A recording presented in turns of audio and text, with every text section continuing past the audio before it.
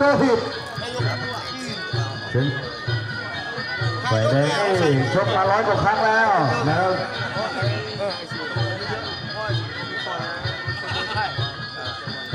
ฝ่ายแดงนี่อยู่นี่แม่องค์กินักมวยเก่าเอาใกล้พบฝ่ายน้ำเงินดวงกระจับเตะสูงสิงโต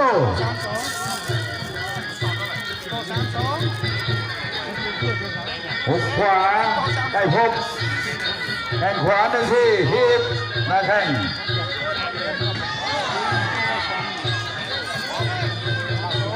อุดแข้งซ้ายใกล้พบ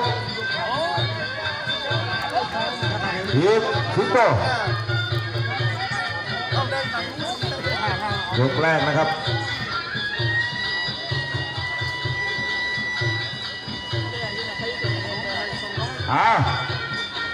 ใต้ซ้ายขวาสิงโตเอาพับนอกเจาะหน้าขาสิงโตเตะด้านล่างไปซ้ำดีมากเอาอย่างนั้นใกล้พบจะเอา10,000 หรือ 20,000 ใกล้พบเอา20,000ไม่ต้องเข้าบ้าน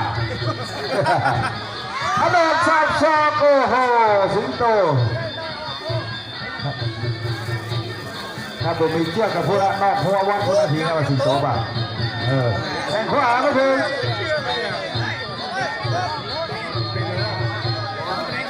เอายกแรกดูฮิตใกล้พบเดินก็หาไฟน้ำเงินดูที่รวม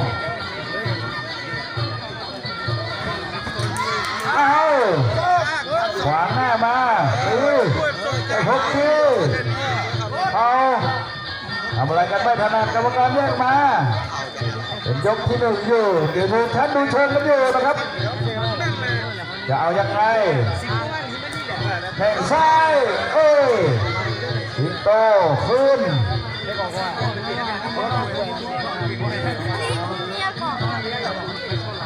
ได้พบกระแทกขวายังไม่ถึงเข้าไปใกล้นักมวยแข้งขาไม่ได้ยาวแข้งซ้ายทุกทีได้พบ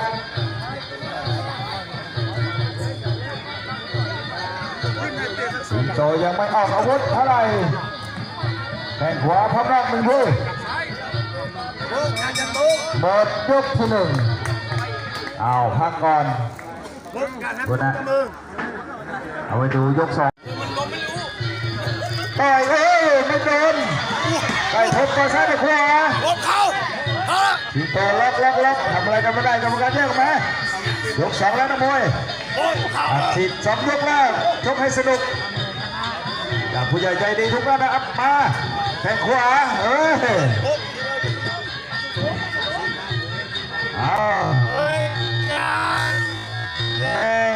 ซ้าย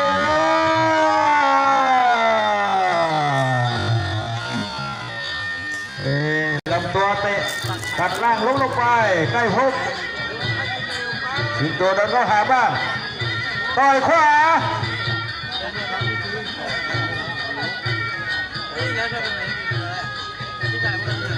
โอ้ยเทียบโดนปลายคางต่อยขวาได้พบตีเข่ามีทงสูงระวังกระจับไม่เป็นไรโดนหักสะดุ้งหน่อยนะ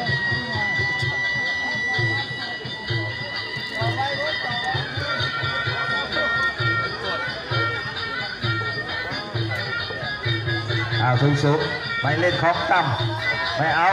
าเลยบอกได้แล้วทั้งคู่มาจะเสียเวลาทำไมไม่ใช่เวทีลำโพงไม่ให้มาเต้นมาเวทีมวยเอาเลยออกพูดมันได้ยังไงไม่ใช่เวทีลำโพงเวทีมวยเตะขวาสิงโต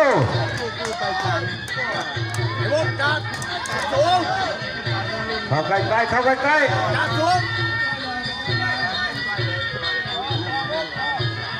เอาเร็วเอกขาพับไป1 ทีซิโต้คืนไก่พกเสียบเข้าโดนศอกของซิโต้ทำการแยกมา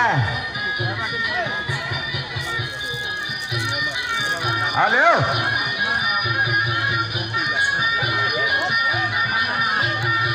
เร็วยก2แล้วน้องเลยนะมวยอย่าบอลลีลาเยอะแฟนมวยเขาเซ็งชกไม่สนุกมาจังหวะอัดฉีดก็อัดฉีดไปแล้วเอาทันหนักไปเลย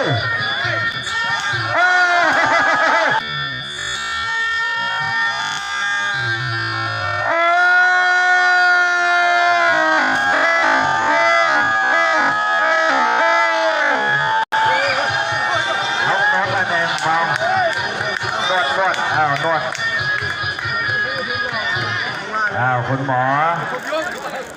นอนดีๆเอาตีนยาวไว้เลย